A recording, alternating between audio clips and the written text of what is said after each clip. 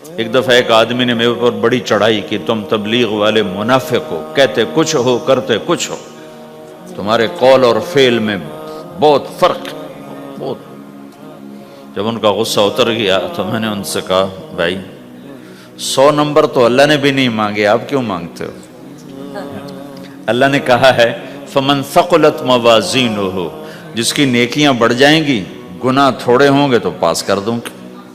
تو 100 نمبر تو اللہ نے بھی نہیں کہا کہ ایک گناہ تیرے کھاتے میں نہیں ہونا چاہیے، 100/100 نمبر لے گا تو جنت دوں گا، نہیں تو ریپٹ مار کے جہنم میں ڈالوں گا۔ تو 100 نمبر تو اللہ بھی نہیں مانگتا، اسے پتہ ہے میرا بندہ کمزور ہے، کبھی گناہ کرے گا کبھی نیکی کرے گا۔ تو وہ کہتا ہے جس کے پاس 51 نیکیاں ہوئیں اور 50 گناہ ہوئے تولوں گا تو 51 جھک جائیں گے نا، 50 معاف۔ مثال دے رہا ہوں میں، ہمارے علاقے میں ایک زمیندار تھے، وہ ذکر بھی بہت کرتے تھے، گالیاں بھی بہت دیتے، ادھر سبحان اللہ او تیرے فلانے، الحمدللہ کے ساتھ ایک پھکڑ تولتے تھے، ساری زندگی وہ ایسا ہی کرتے رہے۔ جب وہ فوت ہو گئے تو کسی نے ان کو دیکھا تو انہوں نے پوچھا کہ میاں صاحب آپ کے ساتھ کیا ہوا، آپ تو گالیاں بہت دیتے تھے۔ خود ہی انہیں پوچھ رہے آپ تو گالیاں بہت دیتے تھے تو آپ کے ساتھ کیا ہوا؟ کہ اللہ تعالیٰ نے میرے ذکر اور میری گالیوں کو تولا تو میرا ذکر بڑھ گیا تو میری بخشش ہو گئی۔ اللہ نے بھی کاؤنٹنگ رکھی ہے، پرفیکشن مانگی ہی نہیں۔ اگر اللہ پرفیکشن مانگتا تو پھر آپ کہتے تم کرتے کچھ ہو کہتے کچھ ہو۔ اگر میں کہتا صحیح ہوں تو ایک نیکی تو کر رہا ہوں، اور کرتا نہیں ہوں تو ایک گناہ کر رہا ہوں، کیا پتا میرا رب میرے کہنے کے تو فعل میرے نہ کرنے کو معاف کر دے۔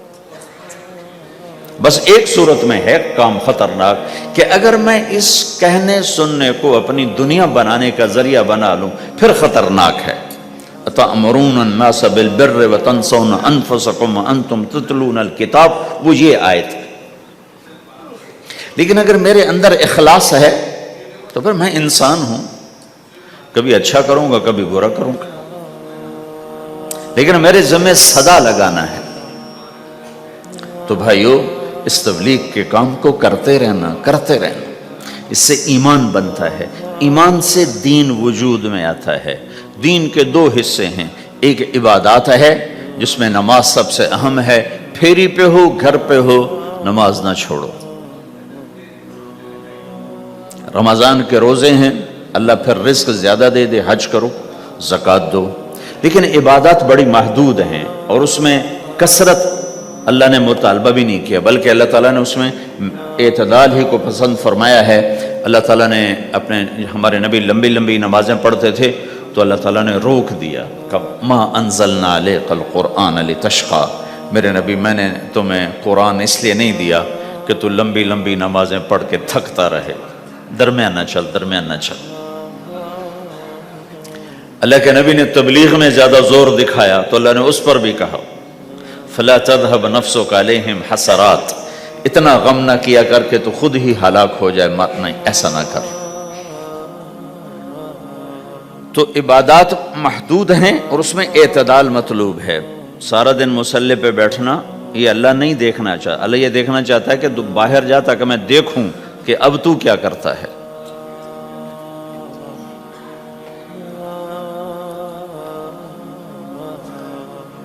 دوسرا حصہ اس کا اخلاقیات ہیں، آپس کی معاشرت ہے۔ دین جو اثر انداز ہوتا ہے وہ معاشرت سے اثر انداز ہوتا ہے، عبادت سے نہیں، عبادات سے نہیں۔ عبادت تو مسجد کے اندر ہے یا مصلی پر گھر کے اندر ہے، روزہ اندر کی چیز ہے، حج بیت اللہ میں ہے، زکوٰۃ مسلمان کو دی جاتی ہے۔ تو دنیا میں دین پھیلنے کے لیے اور اپنوں کو دین کے قریب کرنے کے لیے جو سب سے بڑا عمل ہے وہ بھائیو اچھے اخلاق ہے۔ یہ دوسرا حصہ میں آج بیان کرنا چاہتا ہوں۔ اللہ کے نبی نے فرمایا ایو عُرَى الاسلام اوثق، مجھے بتاؤ اسلام کا سب سے مضبوط عمل کیا ہے؟ تو صحابہ نے کہا الجہاد، یا رسول اللہ جہاد۔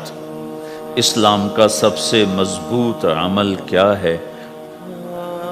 صحابہ نے کہا جہاد، تو آپ نے کہا وحسن وما هو به، ہاں جہاد بہت اچھا عمل ہے لیکن سب سے بڑا عمل نہیں ہے، سب سے مضبوط عمل نہیں ہے۔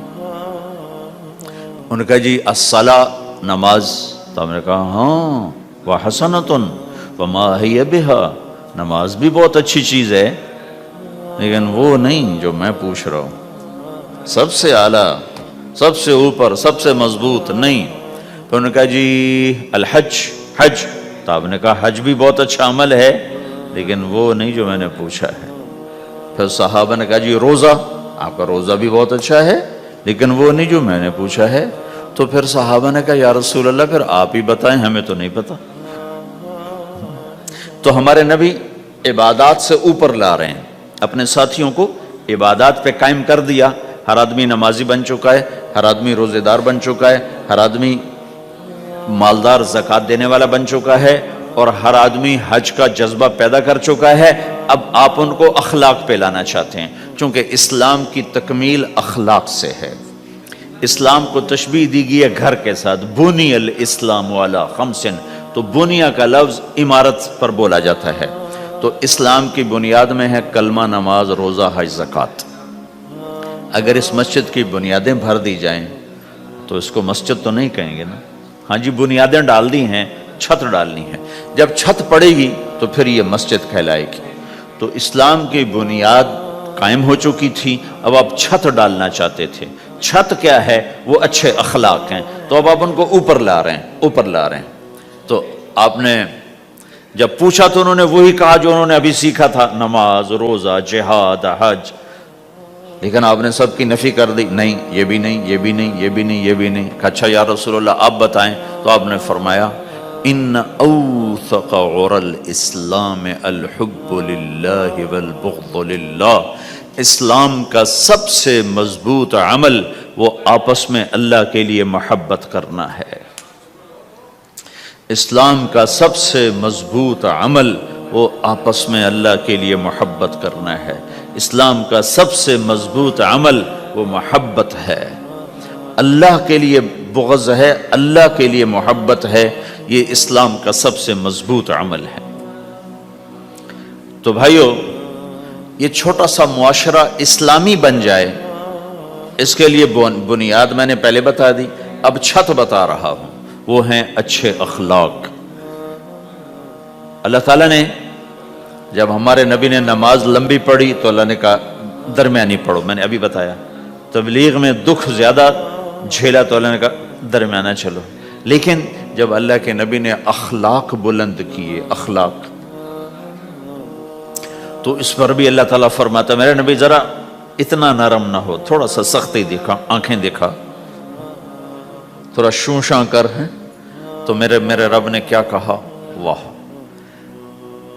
میرے رب نے آپ کے اخلاق کی جیسی تعریف کی ہے، آپ کے کسی عمل کی ایسی تعریف نہیں کی۔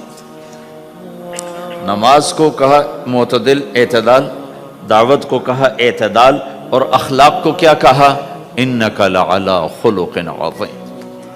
اور اس کو طاقت پہنچائی قسم اٹھا کے، نون، پھر قسم اٹھائی قلم کی جو علم کا ذریعہ ہے، والقلم وما یسطرون، مجھے قسم ہے قلم اور اس کی تحریر کی، ما انت بنعمت ربک بمجنون وان لک لاجرا غیر ممنون۔ ان دو آیتوں کو چھوڑ کر اگلی جو آیت آ رہی، وانک لعلی خلق عظیم، اے میرے محبوب میں قسم اٹھاتا ہوں قلم اور اس کی تحریر کی، تیرے اخلاق بڑے عالی شان ہیں۔ یہ نہیں کہا تیرے اخلاق بڑے عالی ہیں، انک لعلی، علا، علا کا یہاں بہت عظیم الشان کردار ہے۔ علا یہ بتا رہا ہے کہ اے میرے نبی، جتنے اخلاق تصور کیے جا سکتے ہیں وہ سب تیرے تابع ہو چکے ہیں، اور تو ان پہ سوار ہو چکا ہے، تو ان پہ چھا چکا ہے۔ علا چھا جانے کے لیے ہوتا ہے کہ تمام اخلاق تیرے غلام ہو چکے ہیں۔ ایک دفعہ آپ نے فرمایا اچھے اخلاق 360 قسم ہیں، 360 قسم، 360 صفات کا مجموعہ اچھے اخلاق. کوئی ایک صفت کسی کو مل گئی تو جنت میں چلا جائے گا. تو ابو بکر رضی اللہ عنہ سامنے بیٹھے تھے, کہنے لگے یا رسول اللہ افی منہا شیء, ان 360 میں کوئی میرے اندر بھی کچھ ہے؟ تو آپ نے کہا تیرے اندر سارے کا سارا, کوئی کمی کوئی نہیں, پورے. یہ آپ نے اور کسی کو نہیں کہا, صرف آپ نے یہ ابو بکر سے فرمایا کہ ابو بکر تیرے اندر پورے اخلاق 360.